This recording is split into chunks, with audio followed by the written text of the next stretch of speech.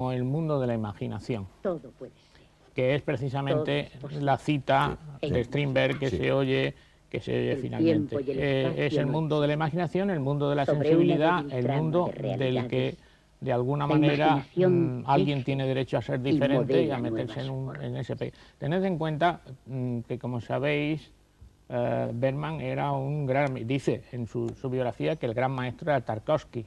Sí. Y después sus grandes admiraciones en el cine eran Kurosawa, Fellini y Buñuel. Es decir, aquellos que han dado paso a la imaginación, al sueño dentro de... Y claro, el teatro representa eso exactamente. A mí hay una cosa que me interesa, yo creo que eso es demasiado evidente. A mí hay una cosa que me interesa mucho, que es que la puesta en escena, como muy bien ha anticipado Antonio Jiménez Rico, es una puesta en escena teatral. Es una puesta en escena teatral con una bellísima visualización, porque además lo utiliza psicológicamente para expresar la emoción de cada momento. Las escenas primeras de la película, por ejemplo, donde el niño, hago un paréntesis, yo no comparto que la película, la historia sea desde el punto de vista del niño, eso lo explicaré después, donde el niño deambula por el escenario, que son planos generales donde con una gran profundidad de foco se ve todo el salón. Yo creo que además de que es una puesta en escena teatral, además de eso, se ve que el niño está solo, que es un niño solitario, que se mete debajo de la mesa, que está esperando que llegue la abuela, que en ese momento ve que se mueven las estatuas, es decir, que le sirve psicológicamente. Y la entrada en escena de la abuela, que a mí me parece una de las escenas más bonitas de la película, cuando entran las criadas y después entra la abuela y la abuela ve cómo ponen el árbol de Navidad, se sienta, se toma la copa y hace como un intento de gimotear, cosa que se explicará más adelante porque eso lo hace. Si nos fijamos bien, todos son planos generales con algo que yo le agradezco a Bergman de por vida, que es que no hay un solo plano tobillero, que se llama. Se ven los actores completos, se le ven los pies a los actores, que es exactamente lo mismo que ocurre en el teatro, que tú ves al actor completo. Pero de todas maneras ese prólogo está lleno de primeros planos, ¿eh? No, pero es que hay planos, o sea, él no solo no elude este aspecto teatral, sino que en algún momento lo enfatiza. Hay entradas y salidas que son teatrales. Las secuencias, las escenas de la abuela en la casa esa como un poco de campo, que hay varias escenas que recibe a unos y a otros y tal, siempre empieza con un plano general que es exactamente desde el punto de vista de un espectador sentado en una butaca. Y no, yo para terminar lo que decías antes, que es cierto, lo del teatro, la imaginación y la fantasía, también la película insiste mucho, que es lo mismo, es el mismo discurso en la verdad y la mentira. O sea, la obsesión del obispo de crear esa frontera entre lo que es verdad y lo que es mentira encaja también dentro del mundo teatral, de la reflexión teatral, de la imaginación, de la fantasía, y de dónde está la verdad y dónde está la mentira. Este niño no es que sea mentiroso, es que tiene mucha imaginación y tiene mucha fantasía. Es que no hay frontera entre la verdad y la mentira. De todas maneras, ese prólogo de arranque de la película es un prólogo, es un estallido de cine, ¿eh? Porque yo no digo que no sea una puesta en escena teatral, pero visualmente hay una serie de planos cortos, de primeros planos, y cómo va entrando, por ejemplo, la presencia del agua, la presencia de la nieve, la presencia de las calles, todo es un prólogo, es una explosión de vitalidad. En los decorados, la utilización los muebles, de la profundidad de campo, eso es absolutamente cinematográfico, es decir, hay algunos momentos que sí que resulta más teatral, más plano, pero casi siempre utiliza la profundidad de campo, en que si te fijas, al final de todos los escenarios hay una puerta abierta que se ve otro escenario y se ve algún personaje que deambula por allí. Yo quiero poner de manifiesto, porque no me ocurra como me ocurrió en el caso de Psicosis, que no hablo peyorativamente del concepto teatral. Claro, yo tampoco. No, al revés, yo lo considero un valor añadido. Sí, al contrario, lo hablo como una virtud, lo hablo como una manera de entender. A mí me llama mucho la atención en Bergman, como se habrá llamado a todos vosotros, y más pronto o más tarde tiene que salir, el rigor con que está hecha la puesta en escena, no solamente la dirección artística, el vestuario, no sé qué, sino el rigor. Yo esta vez que he visto la película me he dado cuenta de una cosa que no había visto nunca. Y es que cuando ocurre la representación navideña, cuando termina la representación hay un plano del público, ¿no? La cámara barre hacia arriba, de simplemente el público aplaudiendo. Pues esta vez me he dado cuenta que en el público, en las primeras filas, está el obispo con su familia. Sí.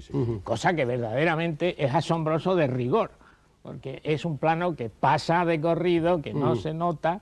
¿No? Eso demuestra lo que de alguna manera Bergman hace ver una y otra vez en sus memorias, que es un hombre puntilloso, perfeccionista. Bueno, y ¿cómo son esas cenas? Madre, Si son puntillosos y perfeccionistas, ¿cómo son los cubiertos? ¿Cómo es la mantelería? ¿Cómo es la iluminación? ¿Cómo para decirle, díganle a esos niños que se vayan, pasan por una criada a otra criada? Eso es una puesta en escena portentosa de meticulosidad, como dices tú. ¿Os habéis fijado que una cosa que a mí me gusta mucho, cómo las criadas llevan las manos a la espalda a lo largo de toda la película, de un rigor? Además es que es una cosa curiosa porque la película evidentemente hace un análisis de una determinada clase social, que es una alta burguesía, clase, sí. Pero curiosamente, y eso es una novedad, esa clase social que representa y que analiza, que es una clase social alta, de una alta burguesía, pero sin embargo liberal, tolerante, cristiana, evidentemente, pertenece al mundo de los cómicos. Sí. Que eso es una cosa bastante está clarísimo curioso, que hay dos mundos, Sí, eso sí. fundamentalmente, que es el mundo del teatro, la familia liberal. Es curioso cómo las relaciones, incluso sexuales, de los miembros de la familia se explican muchas veces diciendo, es que tu marido, le dice Isaac a Elena, es que tu marido era muy liberal. Cuando le acepta la relación con Y la relación exactamente con la chica, con la Bueno, criada, con el propio servicio, que cenan juntos. Es decir, este mundo... y es un mundo que está claro que Bergman está a favor de ese mundo. Es el mundo que enfrenta al otro mundo ascético. Pero es que es lo que tú terrible. dices perfectamente. Ese mundo de esa, digamos, alta burguesía liberal y tolerante, yo creo que Bergman dice que lo es en tanto en cuanto pertenecen al teatro. Que si a lo mejor fueran arquitectos e ingenieros de caminos ya no eran igual. Absolutamente de acuerdo con Antonio Jiménez Rico. Absolutamente, Antonio, apúntate un 10.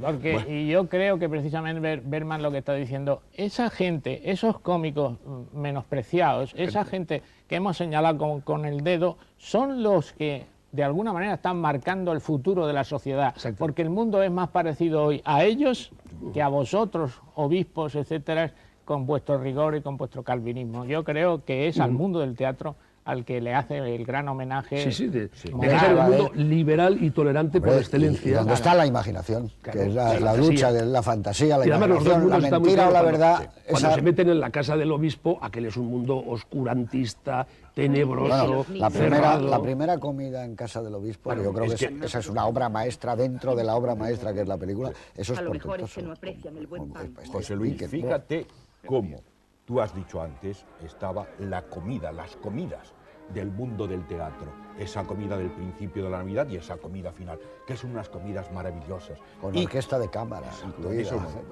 con unos colores. Y de pronto aparece ese sentido ascético de la comida en el que se obliga a comer a los niños. ahí se obliga a todo. Si os dais cuenta, el mundo, marcando bien esta diferencia, el mundo del teatro, el mundo de la familia, de la abuela, esa gran habitación, es un mundo abigarrado, lleno de cosas. El mundo, las habitaciones, todas de la casa del pastor, están casi vacías. Son muros desnudos. Desnudos, sí. Bueno, ¿cómo es pocos esa? muebles. Hay un plano que es la ventana, un atril, un candelabro, otro candelabro, el obispo hablando con ella, que es impresionante. Eso es un cuadro de Vermeer. Y las La ventanas mujer de con los el dos- turbante en la y cocina, las son ventanas- Vermeer, la y luz las de ventanas Vermeer. con los dos niños encarcelados allí son unos planos Es que patéticos. no solamente contrapone eso, como ha dicho Carmelo, es que también los colores de la película son completamente distintos. El colorido de la Navidad es un colorido inolvidable. Para mí hay un plano precioso que anticipo, por si La acaso salida. me lo quita alguien. La salida con los trineos, que es maravilloso cuando por la casa. mira por la ventana y se ven los puestos de flores con la nieve y un carro que pasa. Ese es un estallido de trineo. color. Es un estallido de color. Y la casa del obispo está en grises. En blanco y negro, prácticamente en blanco y negro. Dreyeriana, ahí sí que está Dreyer, ¿eh? Ahí hay un tratamiento que es casi expresionista. Incluso la muerte, no digo la muerte, la preparación de la muerte, cuando Emily le da ese somnífero y él lucha por quitárselo. Hay muchos planos en el que vemos el obispo y su sombra reflejada en la pared, que son típicos del cine expresionista. Es que evidentemente es una película riquísima. la puesta en escena de Bergman no es gratuita.